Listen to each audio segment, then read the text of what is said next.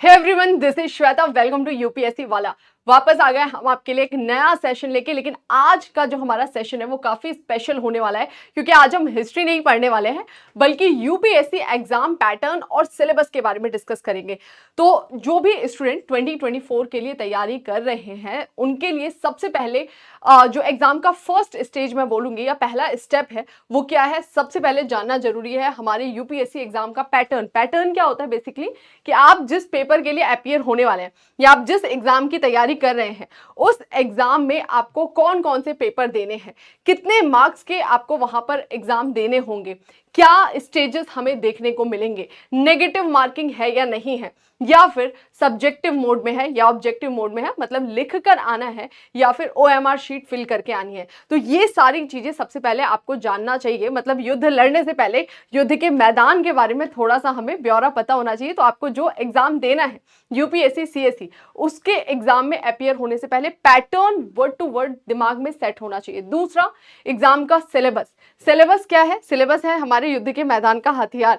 यानी कि आप जिस एग्जाम में अपियर होने वाले, जिसकी आप प्रिपरेशन कर रहे हैं, जिसके लिए आप बहुत सारे डिफरेंट बुक्स पढ़ते हैं, बहुत सारे अलग अलग रिसोर्सेज फॉलो करते हैं, इंटरनेट का यूज करते हैं, तो जब भी आप इन चीजों का प्रयोग करेंगे, प्रयोग करते हुए आपको क्या पढ़ना है एग्जाम के पॉइंट ऑफ व्यू से और क्या स्किप करना है ये पता होना बहुत ज्यादा जरूरी है। और ये आपको कहां से पता लगेगा? मतलब जो स्टूडेंट पूछते हैं ना हम कौन सी बुक फॉलो करें, हम कौन से सोर्सेज को फॉलो करें, तो एक्चुअली ये खुद यूपीएससी बताता है कहां? अपने सिलेबस में। तो आपको सिलेबस अच्छे से याद होना चाहिए। जितनी ज्यादा आपकी सिलेबस पे कमांड है उतना ज्यादा बिल्कुल सही डायरेक्शन में मूव करेंगे। यानी सिलेबस की अच्छे से समझ है तो फिर आपको इधर उधर नहीं भागना पड़ेगा और आप जब भी कुछ पढ़ेंगे आप वही पढ़ेंगे, चाहे न्यूज़पेपर हुआ चाहे कोई बुक हुआ, जो कि आपके एग्जाम के लिए फ्रूटफुल होगा। ठीक है, तो चलिए स्टार्ट करते हैं सेशन को। काफी सारे स्टूडेंट्स यहां पर जुड़ चुके हैं, तो सभी बच्चों को वेरी गुड इवनिंग। हाँ जी, जीरो लेवल से बताइएगा। बिल्कुल बिल्कुल जीरो लेवल से चलेंगे हम। हाँ, जय श्री राम। ठीक है, तो ये काफी दिन के बाद हम लाइव सेशन हमारा लेकर आए, तो इस तरह की जेनरिक सेशन जल्दी जल्दी अब हम कराते रहेंगे ताकि अभी से आप लोग प्लान मैनर में प्रिपरेशन अपनी स्टार्ट कर सके। मैम कौन से सब्जेक्ट्स कंपलसरी है? बिल्कुल बताएंगे अनिकेत जी, बस थोड़ा सा पेशेंस रखिए। तो हम यूपीएससी के बारे में एक एक स्टेप करके आज जानेंगे। ठीक है, हाँ जी बिल्कुल, बस थोड़ा सा पेशेंस रखिए। हाँ, वेरी गुड इवनिंग भाई। स्टार्ट करते हैं, जानते हैं हम थोड़ा सा कि एग्जाम पैटर्न क्या है और सिलेबस क्या है। तो यूपीएससी सीएससी अगर मैं एग्जाम की बात करूं तो ये जो एग्जाम है वो आपका ओवरऑल डेवलपमेंट करके फिर आपको as a administrative officer appoint करता है। यानी पहले आपका किया जाएगा पूरा विकास, और पूरे विकास के लिए यूपीएससी जो है वो आपका एक नहीं बल्कि 3 पेपर कंडक्ट कराता है। तो अगर हम यूपीएससी एग्जाम की बात करें, बस थोड़ा सा एक बार समझिएगा, इधर ज्यादा ध्यान मत दीजिए, इधर ज्यादा ध्यान दीजिएगा। यूपीएससी सीएससी का जो एग्जाम होता है इसमें आपकी एक नहीं बल्कि 3 स्टेजेस हैं जिसको आपको 1 बाय 1 क्रॉस करना होगा। मतलब 3 सीढ़ियां हैं, 3 पड़ाव हैं। इन तीनों पड़ाव को क्रॉस करने के बाद जाकर आप as a administrative officer appoint होते हैं। सबसे पहले जो हमारी सीढ़ी है, ये पहला स्टेज है, इसको हम क्या बोलते हैं? प्रिलिमिनरी एग्जाम, या फिर इसे बोला जाता है प्रारंभिक परीक्षा। ओके, ये फर्स्ट स्टेज है।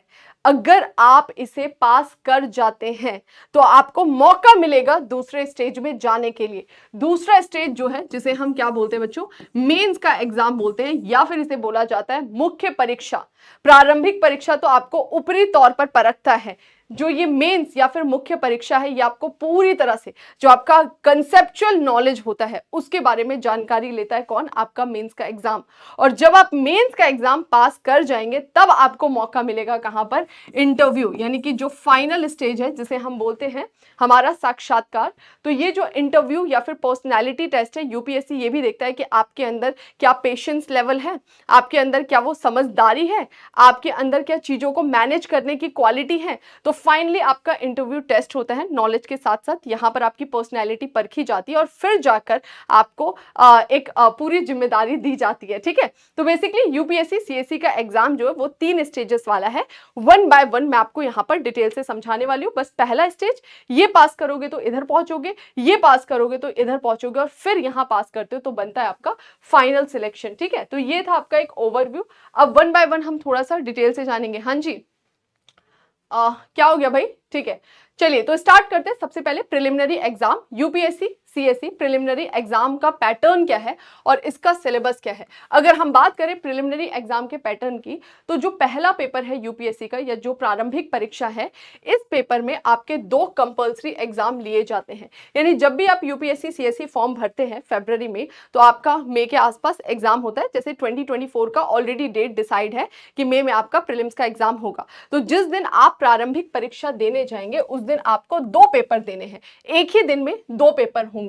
पहला जिसे बोला जाता है जनरल स्टडीज पेपर 1, ओके। दूसरा जिसे बोला जाता है जनरल स्टडीज पेपर 2 या फिर इसको सी सेट या सिविल सर्विसेज एप्टीट्यूड टेस्ट के नाम से जाना जाता है। यानी प्रिलिमिनरी का एग्जाम एक ही दिन होता है। इस एक ही दिन में प्रारंभिक परीक्षा में आपको 2 पेपर देने होंगे। पहला जिसे आप बोलते हैं क्या बच्चों, सामान्य अध्ययन पेपर 1, ओके। दूसरा जिसे आप बोलते हैं सामान्य अध्ययन पेपर 2। और ये दोनों पेपर जो है सेम डे कंडक्ट कराए जाते हैं। इतनी बात सभी के समझ में आ गई, ओके।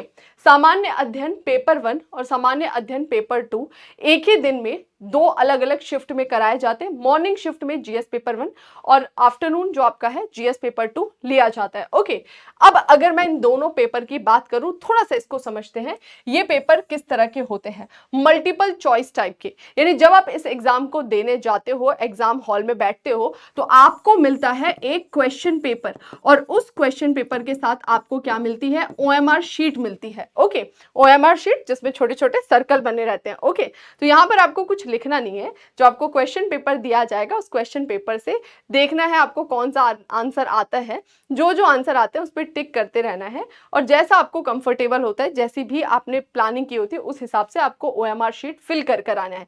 यानी एक क्वेश्चन के 4 आपको ऑप्शंस दिए जाएंगे। ऑब्जेक्टिव टाइप का या मल्टीपल चॉइस टाइप का आपका जीएस पेपर 1 कंडक्ट कराया जाता है। साथ ही जीएस पेपर 2 जो आप नेक्स्ट शिफ्ट में देंगे, इसमें भी यही होता है। आपको एक क्वेश्चन पेपर दिया जाएगा और साथ में उसके ओएमआर शीट दी जाएगी और आपको इसके हिसाब से अपना ओएमआर शीट यानी आंसर जो है उसके गोले भर कर आने हैं, ठीक है। तो इस तरीके का पेपर होता है आपका प्रिलिमिनरी एग्जामिनेशन। इसे स्क्रीनिंग टेस्ट भी कहते हैं, ओके।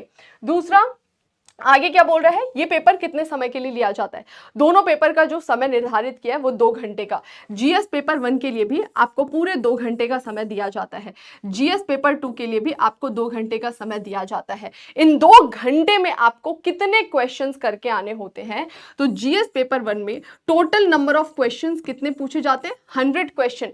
और जीएस पेपर 2 में टोटल नंबर ऑफ क्वेश्चन कितने पूछे जाते हैं, 80 क्वेश्चन पूछे जाते हैं, ओके। तो इसमें 100 प्रश्न आते हैं। एक प्रश्न का कितना मूल्य दिया होता है, 2 अंक, ओके। यानी हर एक क्वेश्चन पर 2 नंबर आपको दिए जाते हैं। तो टोटल अगर हम बात करें जीएस पेपर 1 कितने मार्क्स का होता है, टोटल 200 मार्क्स का जीएस पेपर 1 कंडक्ट कराया जाता है। और जीएस पेपर 2 80 क्वेश्चन होते हैं, लेकिन ये कितने मार्क्स का होता है, 200 मार्क्स का होता है या 200 अंक का कंडक्ट ये भी कराया जाता है। तो एक बार हम वापस फटाफट देखते हैं। प्रारंभिक परीक्षा 2 पेपर लिए जाएंगे, एक ही दिन में होगा। सामान्य अध्ययन पेपर 1, सामान्य अध्ययन पेपर 2, ओके। 2-2 घंटे का पेपर होगा। दोनों में ही आपका मल्टीपल चॉइस 4 स्टेटमेंट दिए होंगे और आपको ओएमआर शीट फिल करके आना होगा, ठीक है। 200 मार्क्स का पेपर होगा। यहां तक सबको क्लियर है। अब थोड़ा सा और जान लेते हैं हम। अभी मैं बताऊंगी नहीं, आगे हम देखेंगे पेपर 1 में क्या होता है, पेपर 2 में क्या होता है। फिलहाल के लिए बस इतना ध्यान रखिए कि जो जीएस पेपर 1 होता है, इसके मार्क्स से ही आपका क्या बनता है, कट ऑफ बनता है। यानी आपका जो कट ऑफ बनने वाला है, जिससे पता लगेगा कि भाई आप पास कर रहे हो या नहीं कर रहे हो, वो किस पर डिसाइड होता है, जीएस पेपर 1 पर, ओके। तो यहां पर आपको बेस्ट परफॉर्मेंस देना होता है, यहां पर आपका कंपटीशन सबसे ज्यादा होता है। वही अगर मैं जीएस पेपर 2 की बात करूं तो ये किस तरीके का होता है, ये क्वालिफाइंग नेचर का होता है। क्वालिफाइंग का मतलब है कि केवल आपको इसको पास करना है। 80 में से इतने ही प्रश्न बनाकर आने, 33% आप स्कोर कर लो, पास हो जाओ। लेकिन ये कंपलसरी है, दोनों पेपर कंपलसरी है। यानी जो क्वालिफाइंग है इसको भी आपको पास करना जरूरी है। अगर आप क्वालिफाई नहीं कर पाए तो फिर आपका ये पेपर का कोई वजूद नहीं है, आप फेल ही माने जाओगे। क्लियर हो गया? तो जब आप प्रिलिमिनरी एग्जाम में जाते हैं तो आपको मॉर्निंग शिफ्ट वाले पेपर में तो प्रॉपर युद्ध लड़कर आना है, जिसमें बेस्ट से बेस्ट परफॉर्मेंस देना है कि मुझे 100 क्वेश्चन में से मैक्सिमम करेक्ट करके आने हैं। ठीक है, वहीं जो आपका दोपहर बाद का शिफ्ट होता है, यहां पर आपको अच्छी परफॉर्मेंस देनी है, लेकिन ध्यान रखना है इसको आपको क्वालिफाई करना है। तो उसी हिसाब से अपनी प्रिपरेशन करिए कि इसको आप अच्छे से पास कर जाए, 33% जो है आपका स्कोर हो जाए। अब यहाँ पर एक क्वेश्चन और आता है स्टूडेंट्स के दिमाग में, जो भी बच्चे यहाँ पर है। हाँ जी, हेलो, ओके,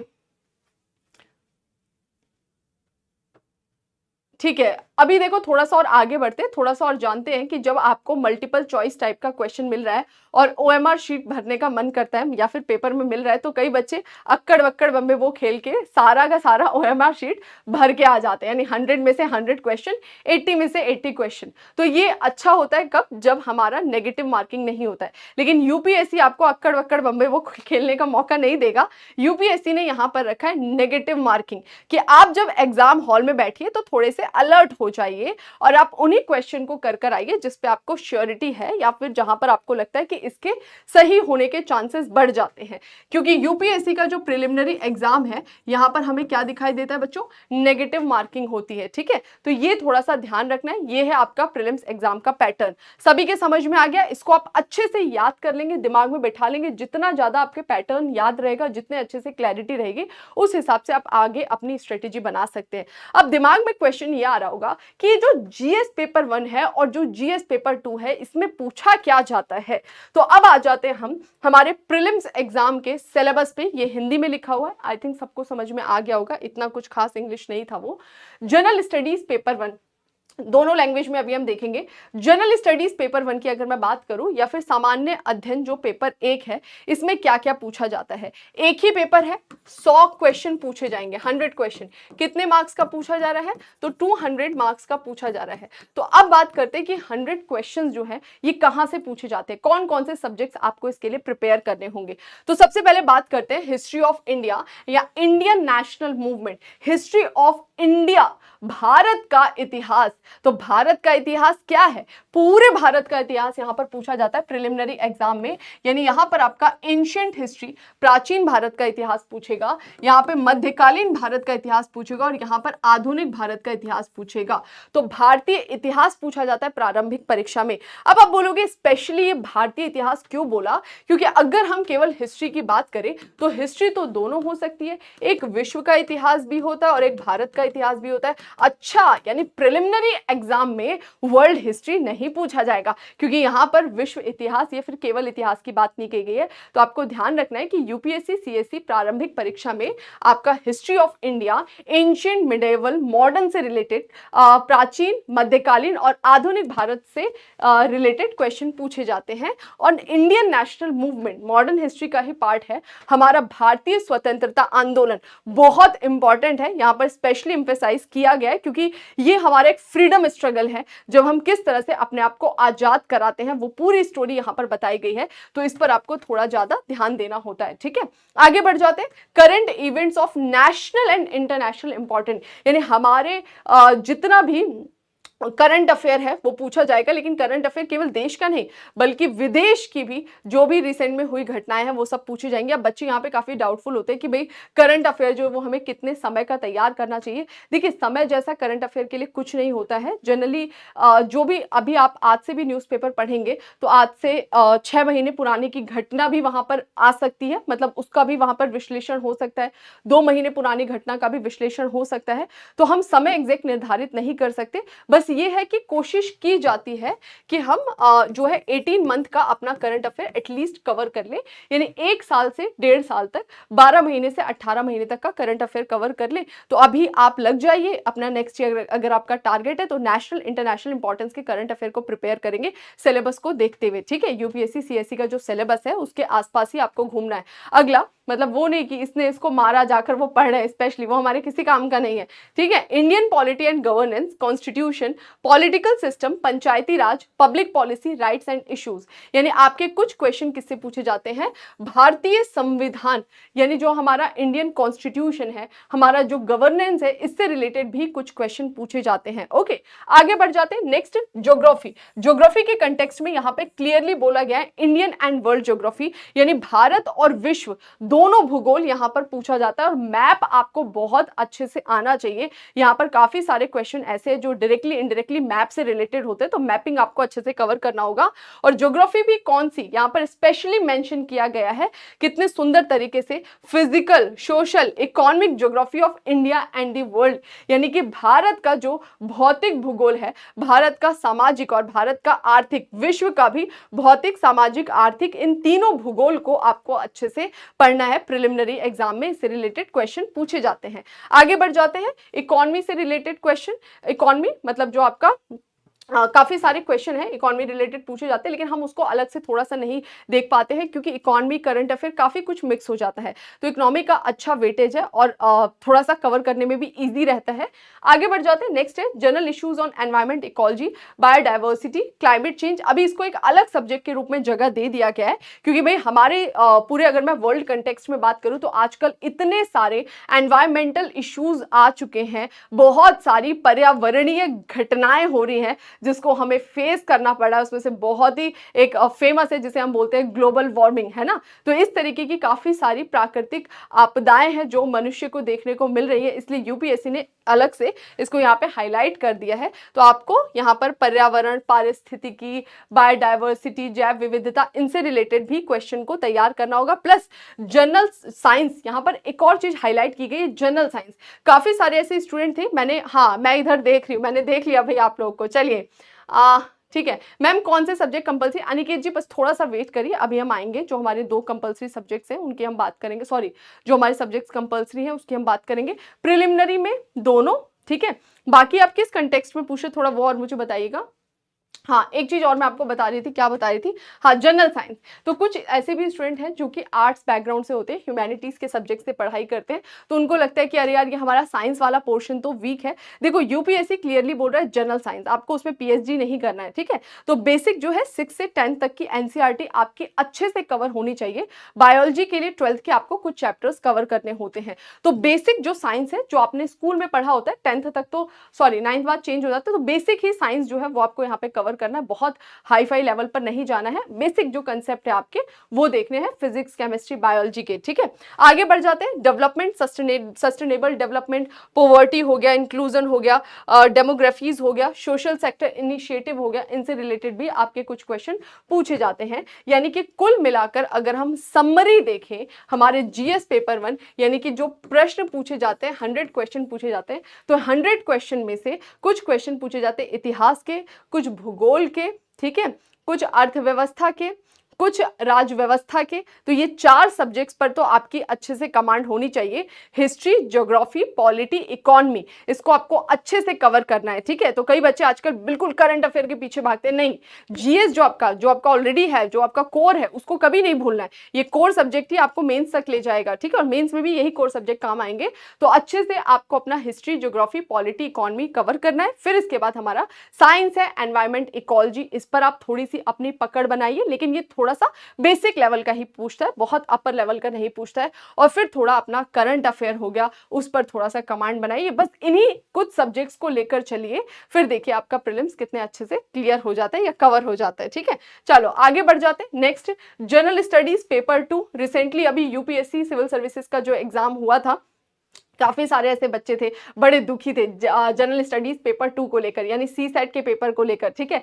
सी सेट के पेपर को लेकर दुखी इसलिए क्योंकि ह्यूमैनिटीज बैकग्राउंड के बच्चों को बड़ी शिकायत होती है और होनी भी चाहिए कि भाई हमारा ये सब पोर्शन जो है वीक और इस लेवल के क्वेश्चन पूछे जाते हैं। लेकिन कोई बात नहीं, हमें घबराना नहीं है, हम एग्जाम दे रहे हैं तो कोई बात नहीं, जितना भी टफ पूछे हम नेक्स्ट टाइम और अच्छे से अटेम्प्ट करेंगे और हम अपनी प्रिपरेशन उसी लेवल पर लेकर रखेंगे, ठीक है। तो अब अगर एप्टीट्यूड या फिर जीएस पेपर 2 की बात करें, इसे बोला जाता है है सीसेट का एग्जाम या सिविल सर्विसेज एप्टीट्यूड टेस्ट, क्योंकि आप एक एडमिनिस्ट्रेटिव ऑफिसर बनने जा रहे हो, मतलब उसी के एग्जाम्स दे रहे हो ना, ये तो आपका एक पड़ाव है कि आपकी एक जांच की जा रही है। तो जब आप इस लेवल पर जाकर एज अ एडमिनिस्ट्रेटिव ऑफिसर काम करोगे तो थोड़ा सा ये आपका इंटेलेक्चुअल लेवल भी देखना चाहता है कि कितना अच्छा है, आपको हर एक क्षेत्र की, हर एक विषयों की एक उस लेवल की समझ होनी चाहिए, इसीलिए सीसेट को इंक्लूड किया गया है और सीसेट को क्वालिफाइंग रखा गया। तो हमें हड़बड़ाना नहीं है सीसेट को लेकर, क्योंकि ये क्वालिफाइंग है तो हमें इसी हिसाब से इसकी प्रिपरेशन करनी है। बस थोड़ा सा सिलेबस को ध्यान में रखना है कि भाई सिलेबस क्या बोल रहा है।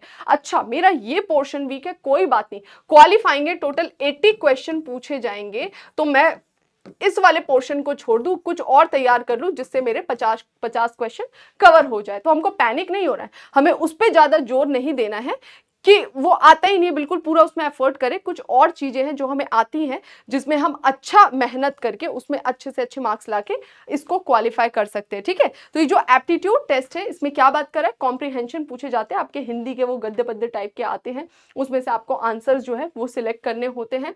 Interpersonal skill including communication skill related, decision making and problem solving से रिलेटेड क्वेश्चन पूछे जाते हैं, ठीक है।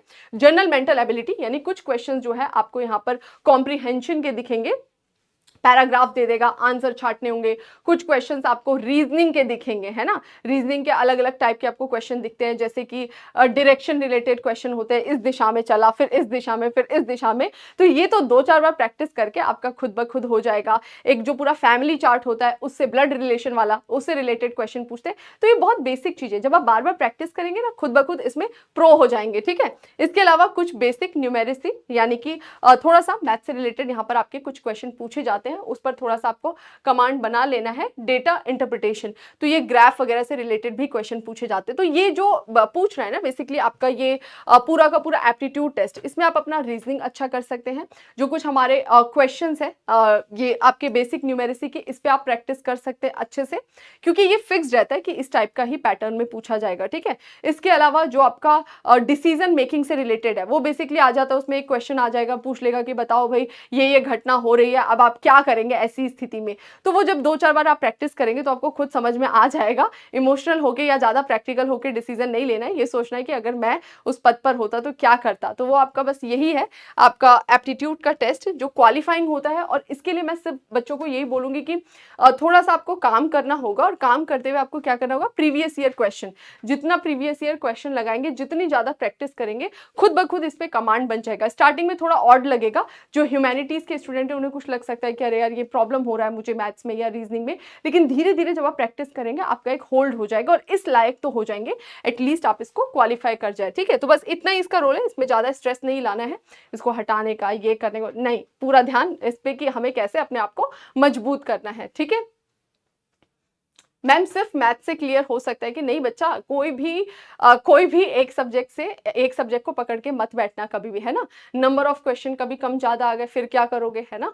तो अभी आपको क्या करना है, कोई एक ऐसा है कि बिल्कुल ही आपका वो सब्जेक्ट बहुत वीक है, तो आप थोड़ा बहुत कामचोरी वहां पे दिखा सकते हो कि अरे यार इसको थोड़ा हम साइड कर दे क्योंकि क्वालिफाइंग है। लेकिन ऐसा नहीं कि बिल्कुल ही आप छोड़ के चलो एक सब्जेक्ट, नहीं, क्वालिफाइंग पर ध्यान देना है, वरना जीएस में आपने जितनी भी मेहनत कर रही है वो सारी वेस्ट हो जाएगी अगर आप क्वालिफाई ही नहीं कर रहे हैं। तो 3 महीने पहले से ही आप इस पे टेस्ट पेपर लगाना चालू कर दो। और अभी क्या करो, हर वीक जो है एक टेस्ट जो है एप्टीट्यूड का लगा लिया करो। वीक में एक इतना तो कर ही सकते हो ना, 2 घंटे का टेस्ट है, संडे बैठकर दे लिया करो, तो धीरे धीरे आपकी प्रैक्टिस हो जाएगा। और टेस्ट देना मतलब ये नहीं कि टेस्ट देके आपको नंबर लाने, उसमें टेस्ट देने का मतलब है कि आपने टेस्ट दिया, आपके 5 ही क्वेश्चन ठीक हुए, 10 ही हुए, कोई बात नहीं, फिर आप पूरा टेस्ट पेपर का सॉल्यूशन देखो और सॉल्यूशन से वापस से पूरे पेपर को लगाओ। तो धीरे धीरे आपके दिमाग में, आपकी मेमोरी में चीजें रहनी चालू हो जाएंगी, समझ आपकी विकसित हो जाएगी। और ऐसे 10-12 टेस्ट दे दो तो अगली बार खुद ब खुद आपका स्कोर बढ़ने लग जाएगा क्वालिफाइंग पेपर के नाम पे, ठीक है।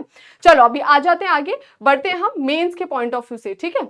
हाँ जी, अब आ जाते हैं UPSC IAS syllabus for mains. Mains का थोड़ा सा पैटर्न और सिलेबस देख लेते हैं।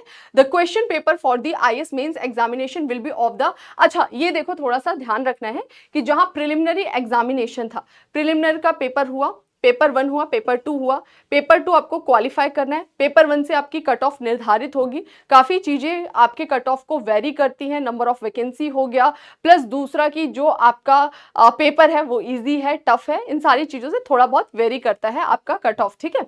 अगर आप इस कट ऑफ को क्लियर करते हैं फिर आप कहाँ जाएंगे, आपको मौका मिलेगा मेंस का पेपर देने का, ठीक है। तो ये जब कट ऑफ क्लियर करते हैं ये ध्यान रखना है, बस यहीं तक है, इसके मार्क्स आप आगे लेकर नहीं जा रहे, यहीं पर आपको रुक जाना है, ये मार्क्स यहीं रह जाएंगे। अब आप बिल्कुल खाली हाथ चलेंगे दोबारा से युद्ध लड़ने के लिए, किसमें, अपने मेंस के एग्जाम में। तो मेंस के एग्जाम तक कोई मार्क्स नहीं आते, यहाँ पर वापस से आपको स्टार्टिंग से चीजें करनी होती है। मेंस का पेपर आपका स्क्रीनिंग टेस्ट नहीं है, मेंस का पेपर आपकी प्रॉपर नॉलेज टेस्ट है, डेप्थ में आपकी कितनी कंसेप्चुअल क्लैरिटी है वो पूछा जाएगा यहाँ पर। और इसीलिए मेंस का पेपर जो है वो ऐसे टाइप का होता है, या फिर इसे बोलते हैं कि यहाँ पर आपको पूरी व्याख्या करनी होती है, सब्जेक्टिव मोड में होता है, इसको आपको प्रॉपर लिख कर आना होता है, आंसर राइटिंग करनी होती है, जैसे आपने अपने ग्रेजुएशन में किया है, जब आप ग्रेजुएट हो रहे थे, एग्जाम्स देते थे, आंसर लिख कर आते थे, वैसे यहाँ पर आपको क्वेश्चन मिलेंगे और आपको आंसर लिख कर आना होगा, ठीक है। एक और इंटरेस्टिंग चीज, जो आपका मेंस का पेपर होता है, हर एक पेपर के लिए आपको कितना समय दिया जाता है, 3 घंटे का समय दिया जाता है। यानी कि आपको अपने आप को इतना मजबूत करना होगा कि लगातार आप 3 घंटे लिख सको। यानी इतनी बात तो समझ में आ गई है मेंस के पेपर का थोड़ा सा पैटर्न देख के कि आपका जो लिखने का स्किल है वो अच्छा होना चाहिए, क्योंकि आपको लिख के अपने आप को दर्शाना है ना। जो वहां पर जो भी चेक करेंगे आपकी कॉपी, तो वहां पर आप उनके सामने उपस्थित नहीं होंगे, आपको कितना भी ज्ञान है, कितनी अच्छी नॉलेज है, उससे कोई फर्क नहीं पड़ता, आपने कॉपी में किस तरीके से प्रेजेंट किया है, यानी आपका जो लिखने का स्किल है, राइटिंग स्किल है, वो कितना अच्छा है, उस पर डिपेंड करेगा आपके मार्क्स। यानी आपको ये स्किल डेवलप करना होगा। नॉलेज है अलग बात है, यहां पर आपको राइटिंग स्किल पर काम करना पड़ेगा। दूसरा ये भी स्किल डेवलप करना होगा कि 3 घंटे आप लगातार लिख सको, बहुत बड़ी बात होती है 3 घंटे लगातार लिखना। तो भाई 3 घंटे एक तो सिटिंग करना सीख जाओ कि भाई 3 घंटे बैठ के हमें पेपर मिल रहा है तो हम लिख सके, वरना क्या होता है 10 मिनट पढ़ रहे हैं, फिर एक बार फोन चेक कर लिया, एक बार पानी पीने चले गए, एक बार वॉशरूम चले गए, बहुत सारी एक्टिविटी करते हैं। तो यूपीएससी बोलते हैं कि थोड़ा सा ठहराव जरूरी है, स्टडी करो तो प्रॉपर वे में बैठना सीखो ताकि आप मेंस के पेपर में बैठ सके। अब आ जाते हैं टोटल नंबर ऑफ पेपर, यानी मेंस में आपके टोटल कितने पेपर होते हैं। हर दिन 2 पेपर आपके लिए जाते हैं। एक दिन में आपको 3 घंटे नहीं, एक दिन में आपको 6 घंटे लिखना है। एक शिफ्ट में 3 घंटे लिखना है, फिर दूसरे शिफ्ट में 3 घंटे लिखना है, बीच में आपको एक ब्रेक जरूर मिलेगा। लेकिन ये 3 घंटे 6 घंटे लिखने का स्किल, वो भी अलग अलग पेपर के लिए, वो माइंडसेट कि सुबह हम कुछ और सोच के साथ गए थे, अब हम दूसरे शिफ्ट में कुछ और सोच के साथ किसी और पेपर को अपीयर करने वाले हैं, ठीक है। तो बहुत अच्छे से यूपीएससी जो है वो आपको जांच के फिर भेजता है। तो अब आ जाते हैं यूपीएससी का जो आपका मेंस का पेपर है, टोटल नंबर ऑफ पेपर यहां पर देख लेते हैं। पहला पेपर जो है, टोटल 9 पेपर होते हैं बेसिकली, यहां पर हमें दिखाई देते हैं। जो यूपीएससी का पहला पेपर होता है इसे हम बोलते हैं पेपर ए, ठीक है। और दूसरा paper paper B. Paper A और पेपर बी के बारे में थोड़ा सा आप समझ लीजिए कि ये जो दोनों ही पेपर हैं ये 300 नंबर के लिए जाते हैं। इसको मैंने स्पेशली क्यों हाईलाइट किया, क्योंकि ये दोनों ही पेपर कैसे नेचर के हैं, क्वालिफाइंग नेचर के हैं, ठीक है। इन दोनों पेपर को केवल आपको पास करना है, ओके, इसके मार्क्स आगे नहीं जाएंगे।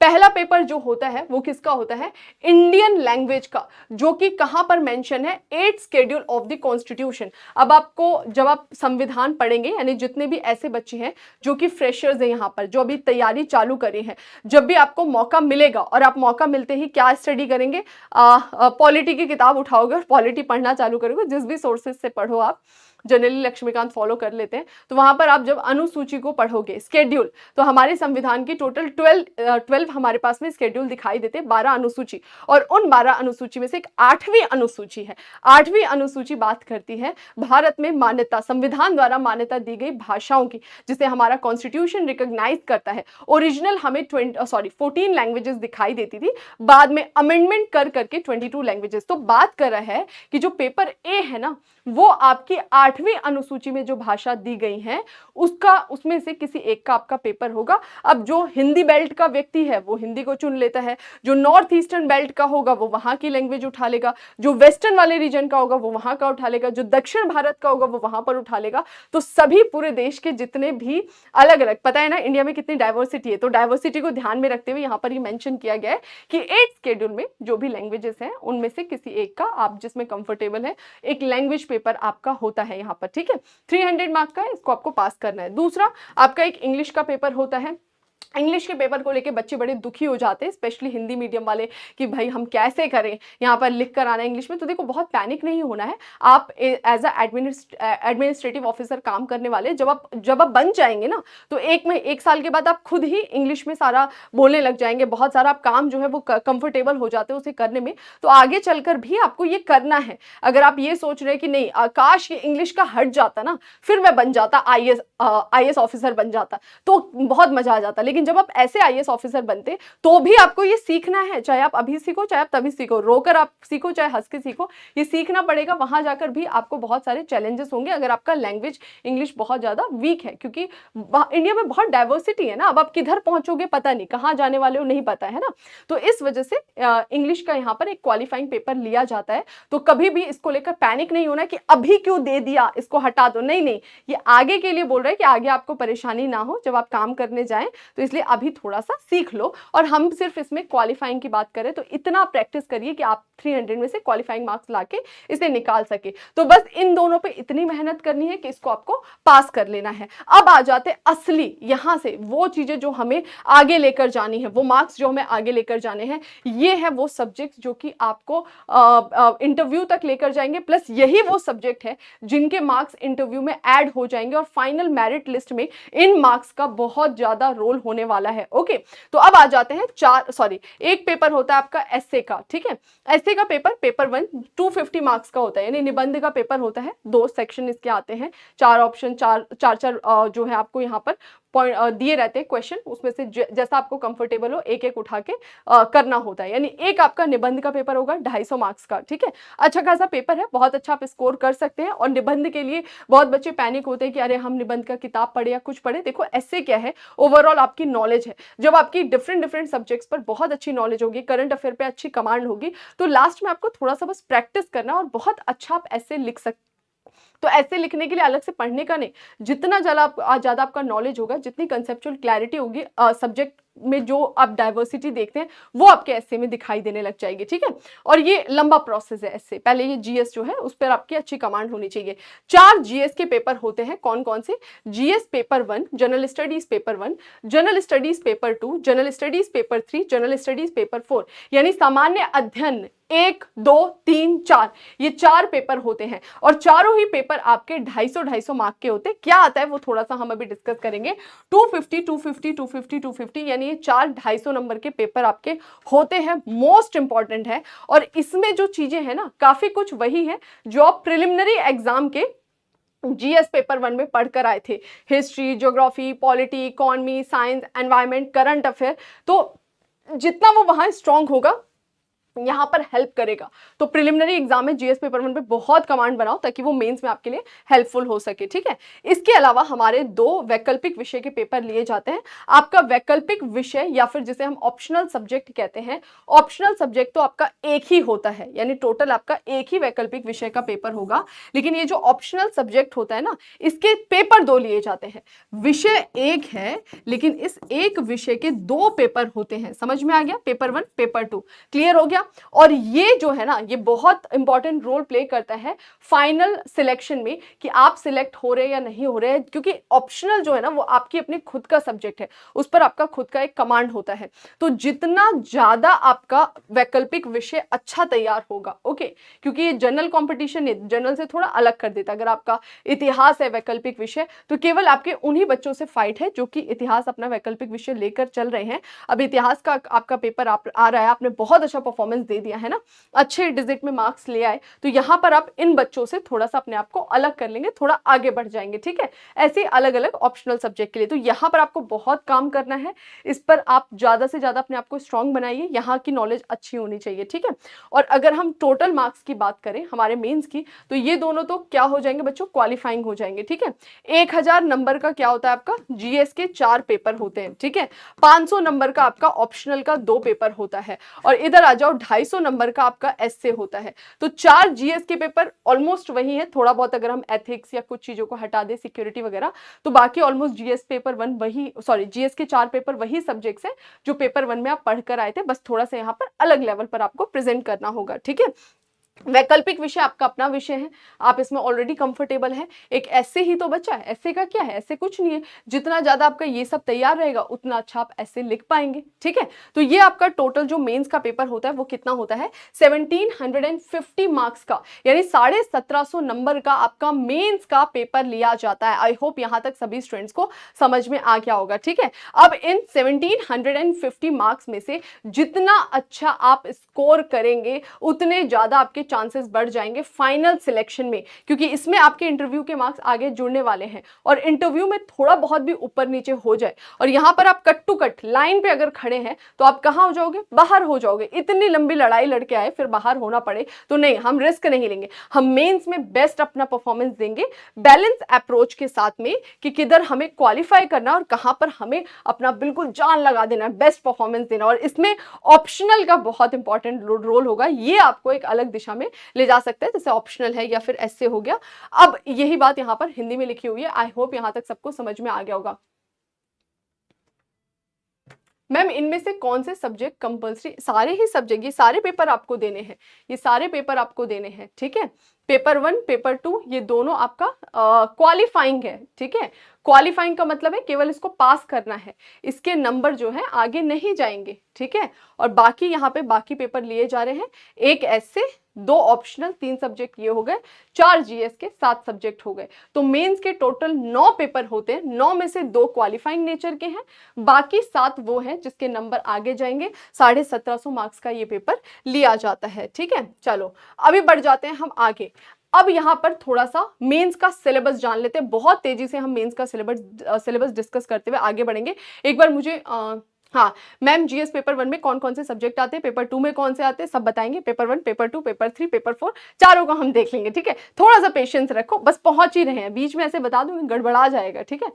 हाँ हाँ बिल्कुल अभी बताएंगे, बस थोड़ा सा रखिए, ठीक है। यहां तक सबको क्लियर है। करंट अफेयर कैसे तैयार करें, देखो करंट अफेयर तैयार करने के लिए मैं सबसे पहले बोलूंगी कि एक तो डेली बेसिस पे न्यूज़पेपर को आप पढ़ो। आप कई बच्चे बोलते हैं द हिंदू पढ़े, ये पढ़ो, आप जिसमें कंफर्टेबल हो पहले तो आप वो पढ़ना चालू करो।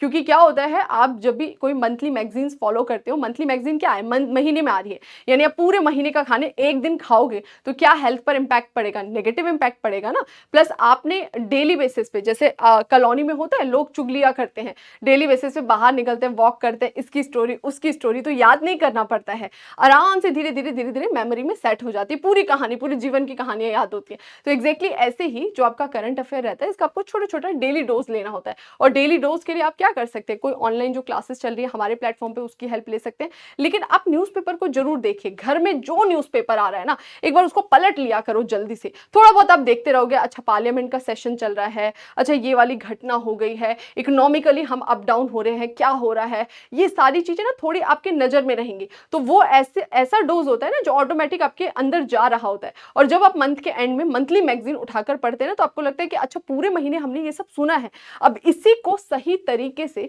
ये मंथली मैगजीन रिप्रेजेंट कर रही है, तो ऐसे आपका करंट अफेयर तैयार हो जाएगा। बस इतना ही करना है। उसको इतना बोझ बना लिया ना हमने करंट अफेयर को, कि करंट अफेयर अच्छा बहुत मेहनत करना है, इससे भी पढ़ लो, उससे पढ़ लो, उससे पढ़ लो, और कुछ नहीं पढ़ पाते हैं। एंड में बहुत बच्चे मैंने ऐसे देखे हैं कि यूपीएससी का पेपर सिर्फ इसलिए छोड़ देते कि उनका करंट अफेयर ही तैयार नहीं है, फिर जा रहे हैं कि ईयरली कोई मैगजीन लेके पढ़ ले, कॉन्फिडेंस नहीं आ रहा है। तो इसलिए आप बहुत बड़े बड़े टारगेट्स मत रखो, 10 मैगजीन 10 प्लेटफॉर्म नहीं, आपको सिर्फ एक तो डेली बेसिस पे थोड़ा न्यूज़पेपर से फैमिलियर रहिए, जो आपको इजी लगता है आप वो पढ़िए, कोई फर्क नहीं पड़ता है। फर्क पड़ेगा, वो फर्क कौन कवर कर देगा, मैगजीन कवर कर देगी, मैगजीन अच्छा काम करती है, ठीक है। तो जो भी मंथली मैगजीन है आप वो उठाइए, उठाकर वहां से अच्छे से पढ़िए, और यही बार बार करना है। जो आपकी मंथली मैगजीन है उसको रिवाइज, मल्टीपल टाइम रिवाइज करिए, फिर देखिए आपका करंट अफेयर कितना स्ट्रांग हो जाएगा, ठीक है।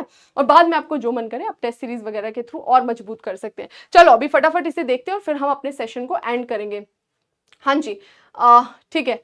कुछ बच्चे यहाँ पे छोटे छोटे बच्चे हैं, 11th क्लास के, 12th क्लास के, तो आप लोग को बस यही करना है कि घर में जो भी आपके अखबार आता है उस अखबार पे थोड़ी सी अपनी नजर डालते हुए चलिए, थोड़ा थोड़ा पढ़ते रहा करिए डेली बेसिस पे, ठीक है। और कोई, मैंने बहुत सारी ऐसी लड़कियों को देखा है जो उसमें जाएंगी, बॉलीवुड हॉलीवुड का कोई न्यूज आएगा वो पढ़ेंगे, लड़के स्पोर्ट्स का ढूंढते हैं, ठीक है। ये अपने इंटरेस्ट से अलग, थोड़ा सा एग्जाम के परस्पेक्टिव से या सोसाइटी के परस्पेक्टिव से भी आपको चीजें देखनी होंगी। आगे बढ़ जाते हैं, इंग्लिश का फटाफट देखते हैं। इंग्लिश का क्या सिलेबस है, वही जो क्वालिफाइंग है, 300 मार्क्स का। तो यहाँ पर कॉम्प्रिहेंशन पूछा जाता है, तो कॉम्प्रिहेंशन के लिए जैसा क्वालिफाइंग है ना, आपको थोड़ा सा प्रैक्टिस करना होगा, ठीक है।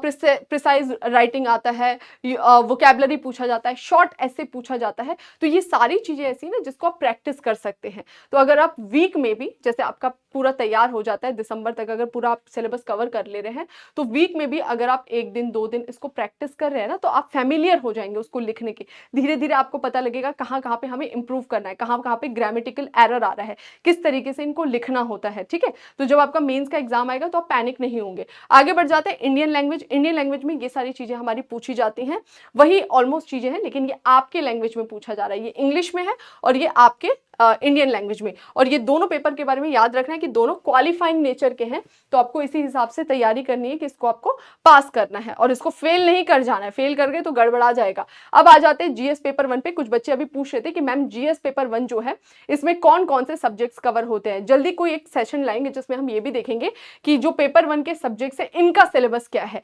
अभी फिलहाल ये जानते हैं कि जीएस पेपर 1 में कौन से सब्जेक्ट्स पूछे जाते हैं। ये पेपर होता है टोटल आपका 250 मार्क्स का, 250 नंबर का ये पेपर लिया जाता है। और इस पेपर में आपके सब्जेक्ट्स कवर होते हैं history, geography, art and culture and Indian society, यानी कि क्या बात कर रहा है, इतिहास, भूगोल, कला और संस्कृति, और लास्ट में भारतीय समाज की बात कर रहा है। तो देखो यहाँ पर बोल दिया सीधे छोटे शब्दों में इतिहास। इतिहास का मतलब है सारा इतिहास, चाहे वर्ल्ड हिस्ट्री है चाहे इंडियन हिस्ट्री है, सब कुछ इसमें इंक्लूड है, ठीक है। तो यहाँ पर आपका मेंस में आपको वर्ल्ड हिस्ट्री भी अच्छे से तैयार करनी होगी। ज्योग्राफी, सारा ज्योग्राफी इसमें इंक्लूड है। फिर art and culture, art and culture की अलग से बात की गई, कला और संस्कृति। और कला और संस्कृति, आर्ट एंड कल्चर को लेकर भी बच्चे बड़े परेशान रहते हैं, अलग से पढ़ने की कोशिश करते हैं। मेरा ऐसा मानना है कि जब भी आप हिस्ट्री या सब्जेक्ट्स की अपने कवर कर रहे हैं, तो जब आप हिस्ट्री पढ़ते हैं ना, खुद ब खुद, जैसे एंशिएंट हिस्ट्री से हम स्टार्ट करते हैं, इंडस वैली सिविलाइजेशन, तो इंडस वैली सिविलाइजेशन जब आप पूरा पढ़ रहे हो तो वहां से आर्ट एंड कल्चर को गायब करके थोड़े पढ़ोगे। साथ के साथ जब भी आप कोई टॉपिक कवर करते हैं ना, वही के वही किस तरह के टेम्पल्स थे, किस तरह की मूर्तियां थी, क्या इनका स्ट्रक्चर था, वो साथ के साथ आर्ट और कल्चर को कवर करते हुए चलो, तो आपको उसको अलग से निकाल के पढ़ने की आवश्यकता कभी नहीं पड़ेगी। साथ के साथ आप उसमें, और वो इजी रहता है याद करना, अलग से रटने लग जाते हो ना तो बड़ा प्रॉब्लम होता है। इसके अलावा क्या पूछ रहे हैं, Indian society, Bharatiya Samaj, easy होता है। ये 4 सब्जेक्ट जो है इनसे रिलेटेड क्वेश्चन पूछा जाता है। तब कभी कभी क्वेश्चन इधर उधर भी हो जाते हैं, तो पैनिक नहीं होना है, क्योंकि जब आप मेंस का पेपर देने जा रहे हो, एक ही दिन में 2 पेपर हो रहे हैं, तो ऑलमोस्ट आप प्रिपरेशन कर चुके रहते हो, ठीक है, तभी आप पेपर देने जा रहे हो। तो ये वाला नहीं कि इधर उधर थोड़ा हो गया तो वहां पे नहीं, ठीक है, अभी हम अटेम्प्ट करने की सिचुएशन में हम काफी पढ़कर आए हैं। आगे बढ़ते हैं, नेक्स्ट है जीएस पेपर 2। जीएस पेपर 2 आपका किसका होता है, governance, constitution, polity, social justice, IR, international relation से रिलेटेड क्वेश्चन पूछे जाते हैं। ये यहाँ पे आपका एक्स्ट्रा ऐड हो जा रहा है। प्रिलिमिनरी एग्जाम में कुछ करंट रिलेटेड तो आईआर पूछ लिया जाता है, स्पेसिफिक नहीं। तो यहाँ पर ये चीज जो है ना, वो मेंस के पॉइंट ऑफ व्यू से आपको अच्छे से तैयार करना होगा। और ये वैसे भी तैयार होगा, अगर आप लोग न्यूज़पेपर या मैगजीन पढ़ रहे हैं ना, तो ये ऑलमोस्ट करंट रिलेटेड ही पूछा जाता है। तो आईआर आपका खुद ब खुद तैयार होता रहेगा। सोशल जस्टिस हो गया। इसके अलावा जो हमारा इंडियन पॉलिटी है, कॉन्स्टिट्यूशन, गवर्नेंस, इसको आपको अच्छे से तैयार करना होगा। ऑलरेडी आप पढ़कर भी आए होगे प्रीलिम्स में, बस थोड़ा सा और यहाँ पर आपको काम करना होगा, ठीक है। आगे बढ़ जाते हैं, नेक्स्ट क्या बोल रहे हैं, जीएस पेपर 3। जीएस पेपर 3 में हमारा कौन सा सब्जेक्ट आएगा, इकोनॉमिक्स। किधर है भाई, है कि नहीं, ये है इकोनॉमिक डेवलपमेंट, यानी कि जो हमारी भारतीय अर्थव्यवस्था है, ये आपको अच्छे से पढ़ना होगा, ठीक है। इकोनॉमिक डेवलपमेंट या फिर इकोनॉमिक्स है, यहाँ पर मोस्ट इंपॉर्टेंट है, यानी इसका काफी अच्छा खासा वेटेज होता है। इसके अलावा जो हमारा एनवायरमेंट, बायोडाइवर्सिटी रिलेटेड क्वेश्चन है, पर्यावरण, पारिस्थितिकी, जैव विविधता, उसका यहाँ पर काफी इंपॉर्टेंट पोर्शन हो जाता है। नेक्स्ट है हमारा security and disaster management. Security, disaster management, ये आपको तैयार करना है मेंस के पॉइंट ऑफ व्यू से। तो आप देखिए हर पेपर में कुछ नई चीज ऐड हो जा रही है, जो हमने प्रीलिम्स में नहीं पढ़ा था, जो हमें मेंस में अलग से पढ़ना पड़ रहा है। जैसे जीएस पेपर 1 में हमारा वर्ल्ड हिस्ट्री ऐड हो गया, सोसाइटी ऐड हो गया, जीएस पेपर 2 में आईआर स्पेशली ऐड हो गया, जीएस पेपर 3 की अगर हम बात करें तो यहाँ पर सिक्योरिटी, डिजास्टर मैनेजमेंट हो गया, वो ऐड हो गया। ये तो आप पेपर 1 प्रीलिम्स में भी पढ़कर आए हो। ये आ गया साइंस एंड टेक्नोलॉजी। तो साइंस, एनवायरमेंट, विज्ञान, पर्यावरण, पारिस्थितिकी, अर्थव्यवस्था, ये सब्जेक्ट्स तो हम पहले भी पढ़े थे, यहाँ पर थोड़ा सा उस पर अच्छे से पकड़ होनी चाहिए। ये थोड़ा सा मेंस के पॉइंट ऑफ व्यू से आपको कवर करना होगा। लास्ट है जिस पर आपको बिल्कुल अलग से जाके तैयारी करनी होगी, आपका जो आखिरी चौथा पेपर है, ये बहुत इंपॉर्टेंट है। पता नहीं क्यों स्टूडेंट्स इसे लाइटली लेते हैं, लेकिन ये मोस्ट इंपॉर्टेंट है। मतलब आप नॉलेज के साथ तो एडमिनिस्ट्रेटिव ऑफिसर बन रहे हैं, लेकिन आप उन चैलेंजेस को, प्लस जब आपके सामने कोई प्रॉब्लम आएंगी, वहां पे कौन सी चीज सच्ची है, कौन सी झूठी है, इमोशनल होना है, प्रैक्टिकल होना है, ये सब आपको कौन सिखाता है? हमारा जीएस पेपर 1, ये जीएस पेपर 4, ये जो है ना, ये सब्जेक्ट, ये पेपर, ये आपके अंदर बहुत ठहराव लाएगा। ये आपकी डिसीजन मेकिंग जो पावर होती है ना, उसको बहुत स्ट्रॉन्ग करता है। तो ये इसका बहुत अपने आप में इंपॉर्टेंट रोल है। इवन ये आपको एक अच्छा इंसान भी बनाने में मदद करता है। तो जीएस पेपर 4 जो है, ये कवर करता है एथिक्स, इंटीग्रिटी, एप्टीट्यूड। ठीक है, ये हमारा हो गया चारों पेपर। ओके, अब यहाँ पर मैं बात कर लूँ ऑप्शनल की। ऑप्शनल जो है, यहाँ पर यूपीएससी ने अच्छी खासी लिस्ट जारी की गई है। यहाँ पे ये सारे जो सब्जेक्ट्स है, इसमें से किसी को भी आप अपना एज अ वैकल्पिक विषय या फिर एज अ ऑप्शनल सब्जेक्ट जो है वो चूज कर सकते हैं। ऑप्शनल सब्जेक्ट जो है 4 जीएस के पेपर, एक एसए का पेपर और बाकी 2 ऑप्शनल के 2 पेपर होते हैं, पेपर 1, पेपर 2। ऑप्शनल सब्जेक्ट जब भी आप चूज करेंगे वो टोटली आप पर डिपेंड करता है। लेकिन ये सारा यहाँ पर आप लिस्ट देख लीजिए। कुछ बच्चे बोलेंगे कि हम कैसे डिसाइड करें कि हमारा वैकल्पिक विषय क्या हो, तो बहुत सारे फैक्टर्स हो सकते हैं जिसको आप अपने ऑप्शनल को चूज करते हुए ध्यान रख सकते हैं। जैसे कि सबसे पहला तो आपको फैक्टर क्या, जब आप यूपीएससी की तैयारी करें, या फिर अगर ऐसा बच्चा है कि 12th के बाद ही डिसाइड करना चाह रहा है मेरा ऑप्शनल क्या हो और मैं ग्रेजुएशन में वही सब्जेक्ट्स लूं, तो थोड़ा सा जीएस के पेपर को पढ़ लीजिए, थोड़ा हिस्ट्री देख लीजिए, थोड़ा ज्योग्राफी देख लीजिए, पॉलिटी, इकोनॉमी, या कुछ सब्जेक्ट्स जो है जिसमें आपका इंटरेस्ट है उन्हें देख लीजिए। उनका जो है इंटरेस्ट आप देखिए कि आपका इंटरेस्ट बेसिकली किस में आ रहा है। सबसे महत्वपूर्ण यही होता है, क्योंकि ऑप्शनल से आपको प्यार करना होगा। जितना इसके प्यार में रहोगे उतना अच्छा स्कोर करोगे मेंस में। तो अपना थोड़ा इंटरेस्ट देखिए, इंटरेस्ट के लिए थोड़ा सब्जेक्ट को जानिए, उसके जो टॉपिक्स है उसको जानिए, थोड़ा मेहनत करना पड़ेगा।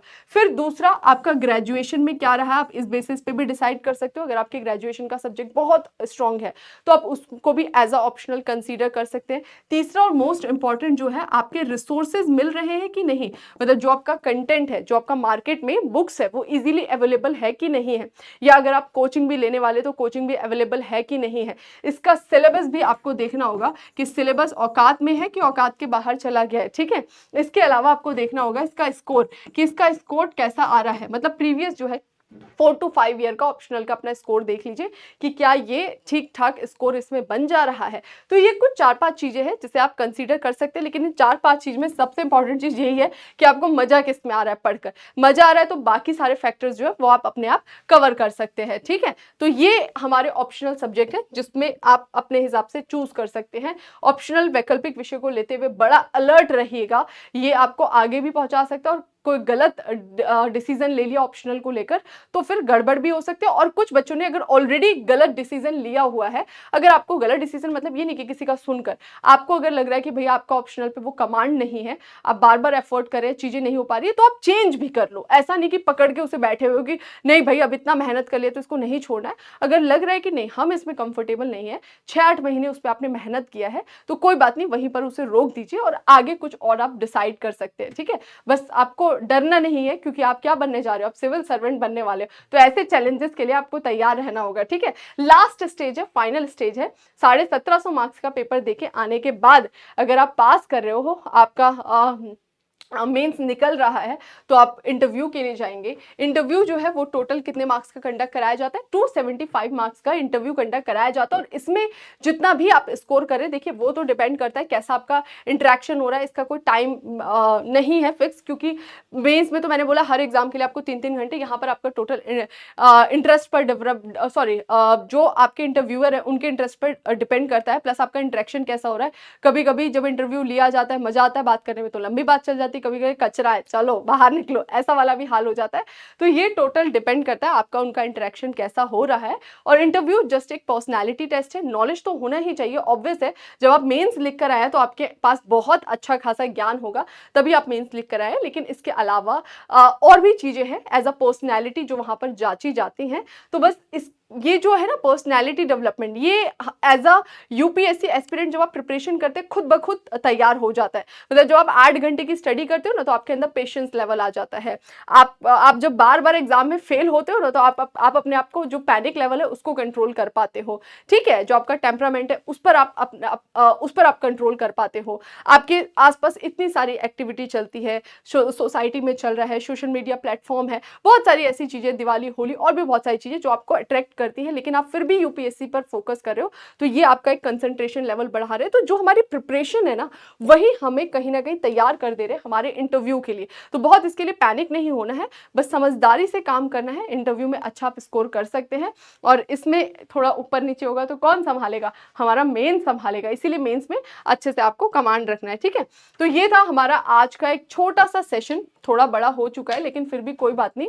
हमारा UPSC exam pattern, prelims, mains, interview, 3 stages हैं, अलग अलग तरीके से आपको जांचा जा रहा है। पहला ऊपरी तौर पर, ठीक है, दूसरा आपको पूरे बिल्कुल कंसेप्चुअल नॉलेज के बेसिस पे, आपके ठहराव के तौर पर, और तीसरा as a person, as a personality, आपके नॉलेज के साथ आपकी पर्सनैलिटी कितनी अच्छी है वो जांचा जा रहा है। फिर आपको कमांड दिया जा रहा है एडमिनिस्ट्रेशन का। ठीक है, यहाँ तक सबको क्लियर है?